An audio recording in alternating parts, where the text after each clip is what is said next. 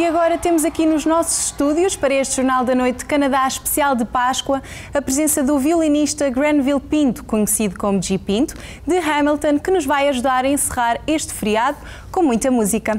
Hello G, Grenville, welcome to our studios. Thank you very much.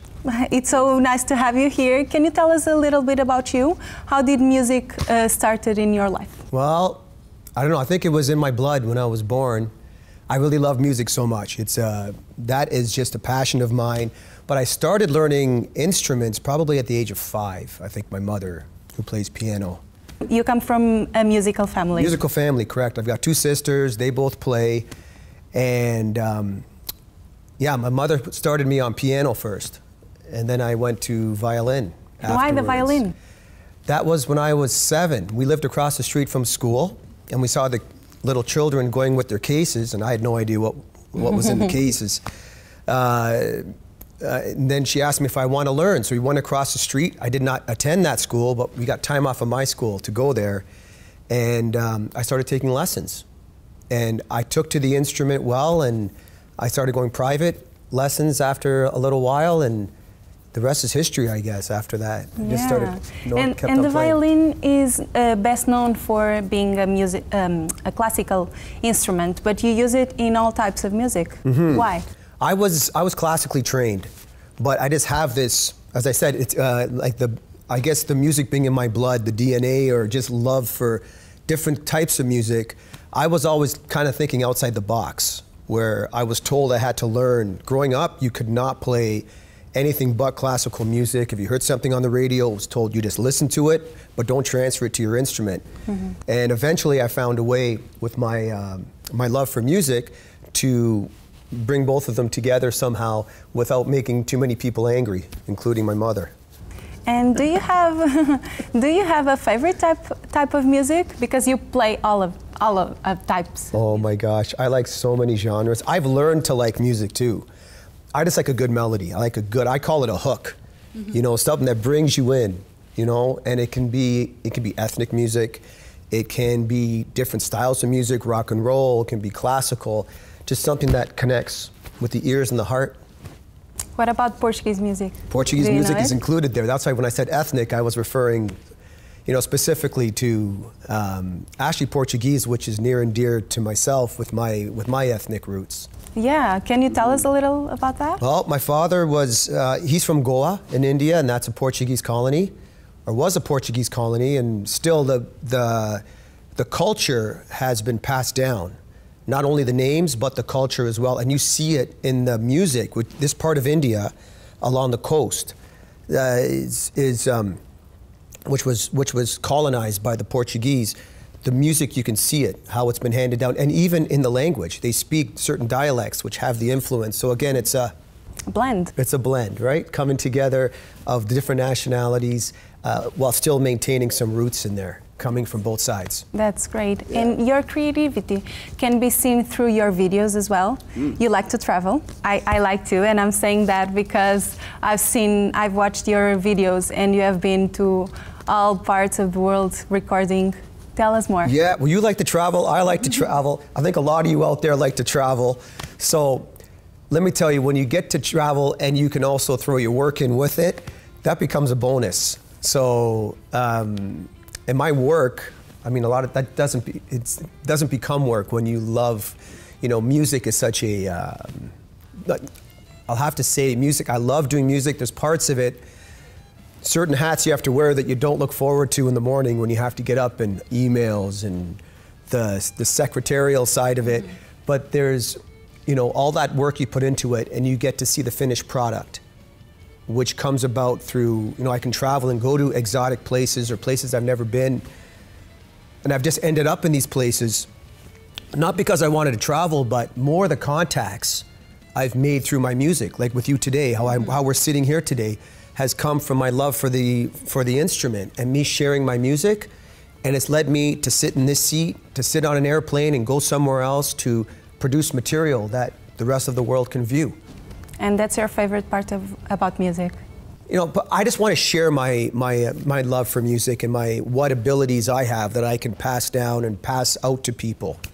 But for me, the love for the stage, entertaining people, getting people's reaction and feeding off that is like, you know, like a high-end meal for me. I take that in, and that's better than any steak dinner you could give me. And where do you get your inspiration when creating music? Anywhere and everywhere. You know, I've written songs from, I've just walked outside, I've gone for a walk and seen something and got, a melody just came to me. I get influenced by my nieces, for example. You know, they're growing up now, 12 and 14, but all through their lives, they've influenced me. People who influence me, as I said, my family, friends, life experiences. So it can be anywhere where I can get a musical idea. But the key is to make note of it right away, because it's very easy for it to go in and to go out in an instant. You lose it. So that's what I do. I have folders of all ideas, which is, you know, a big stack of ideas, and then eventually coming up, presenting an album from that, or producing a musical idea or a video or something that will take from all those ideas. And that's what I present to my audience, especially with my original music. Yeah, and you really are a musical family, because you talked about your nieces and you made a song together. Yes, we did. How was that? That was a lot of fun. I thought it was, we've tried, you know, there's projects that we've done or tried together, and they haven't been released yet. But this particular one, it was during COVID, and well, during the pandemic, and it was with the times. It was called Rough Times, and our dog at the time, Boston, who's passed away since, it was a great opportunity to have him in the video. So it's something which is very sentimental, and I think very pertinent, the video that we did, and I'm very proud of it, that we had this opportunity to share something that was relevant in today's society, and I get to share it with my family. Oh, that's great. Do you have any other special projects that you would like to, that you really love to do? Oh, there's a lot of ideas. I'm always working on new material. So a new album, for example. I've got my original material, I've got videos I need to put out, and there's just a lot of just playing for people, performing while, I mean, it's beyond a full-time occupation. Yeah, that and way. With the pandemic, I'm sure it was tough for you and for all the musicians. Yeah, yes it was. How did you deal with it? The word that everyone's saying, which is pivot. You know, you have to pivot. You have to I have to keep my name alive, my brand alive. People need to know I'm still doing what I'm doing. And I did that. I figured out how to do live streaming during the pandemic. I kept in touch with my database. You know, doing social media posts. You just have to do what everybody was in the same boat. So yeah, right, yeah. We are, whether you're a musician or you're working somewhere else, so whatever you're doing, everyone got affected. Yeah. So you have to be optimistic. That's all. And we believe that now is getting better. Do you have future projects, events that you can tell us about? I'll need to put concerts together, like back, you know, pre-pandemic. I think people. My fans anyway are telling me that they want to see me live. I think they don't want a screen between us anymore.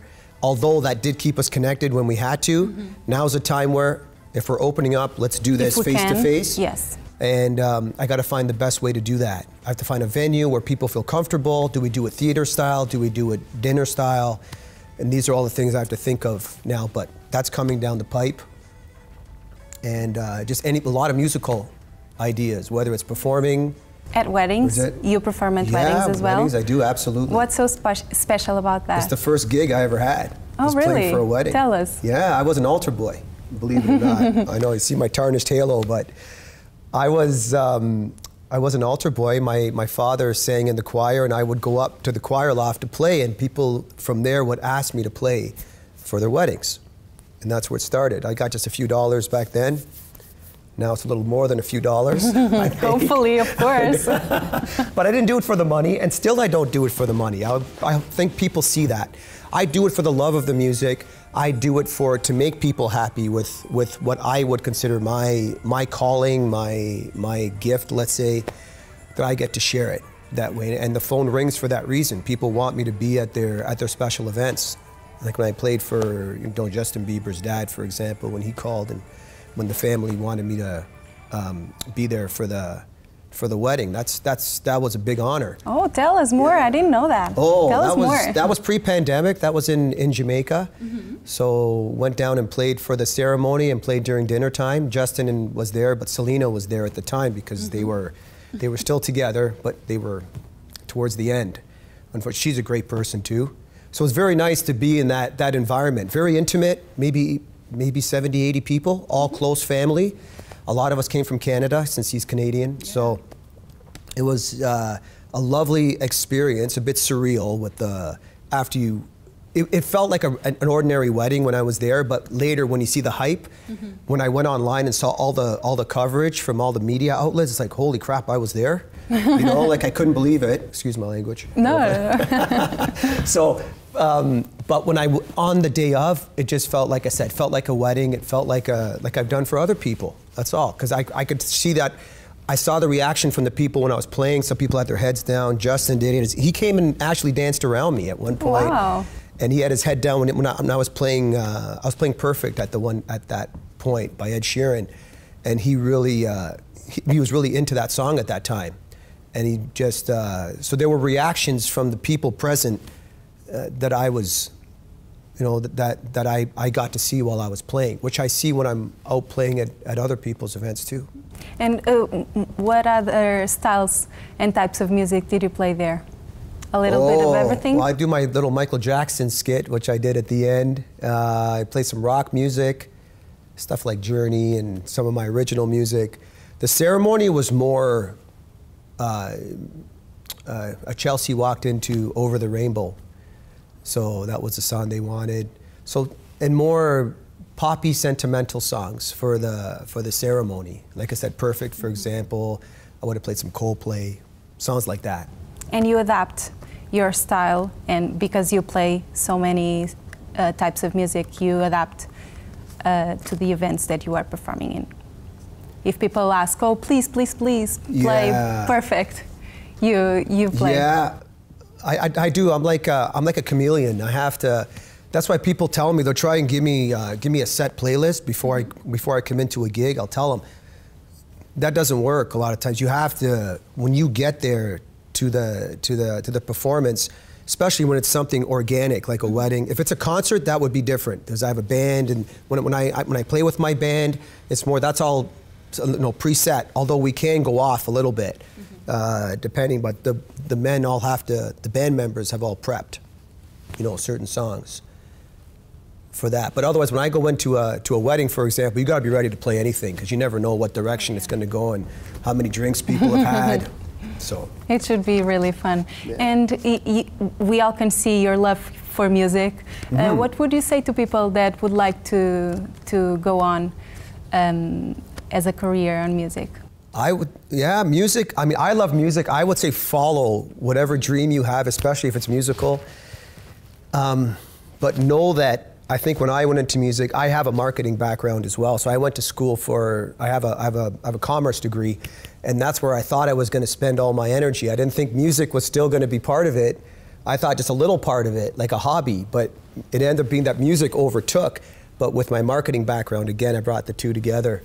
You need to have some of that background too. I think it's important in music because it's so challenging to get. You need to get you want to get your message out there, and it's a very noisy world, if I can call it that. You know, with all the different outlets that people can you know, stream on and access material from. And what's your least favorite part of the music industry? Well, part of me likes the email sometimes, but it gets a little bit inundating. Some of the secretarial stuff, which I'll call it, which I like to do. I have the background being marketing, customer service. I love to do it, but there's a time when you wish you could focus more on the music. The creative part. Yeah, but the creative part. But then you do too much creative stuff, then you'll start to miss the other side. So really, at the end of the day, you know, you gotta, no matter what you do in life, there's always gonna be a good and bad side to anything, or you can look at the glass half empty, half full. So we gotta meet that middle ground again, and again, it's all about this, right? Yeah. Be happy somewhere, meet in the middle somewhere, rather than picking a side, and then you're either gonna be too happy or you're gonna be too miserable. That's what I think. And the favorite part about music and performing? I get to do this. I get to come out and people love what I do. that's, you know, people pay me for what I do. That's an honor. People pay to come see me. That's the biggest honor ever. That tells me you're taking time out of your day, not just paying, but you're taking time out of your day. And that's number one commodity these days is people's time. If they're taking the time to talk to you, to meet with you, to come hear you, and see you play, it doesn't get better than that. That's the top. And the fact that you get to do what you love the most. I do love to do it. Yes, absolutely.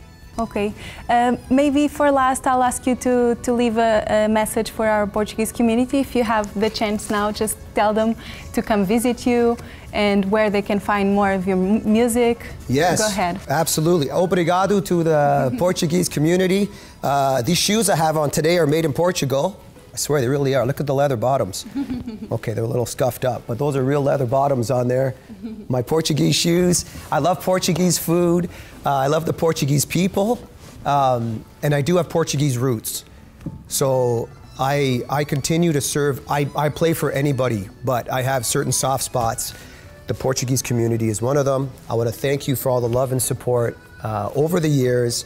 And I look forward to more good times ahead. Great. And sharing them with you. Great. Thank you so much. Thank you. Last question, where can we find your everything, your events, your music, your videos online? Yes, online, one-stop shop. If you go to gpinto.com, all my social media links are there, and you can just stay on the website. Okay, and thank you so much. All you need there. Thank you so much for being here. Welcome. It was a pleasure. Thank you. Thank you.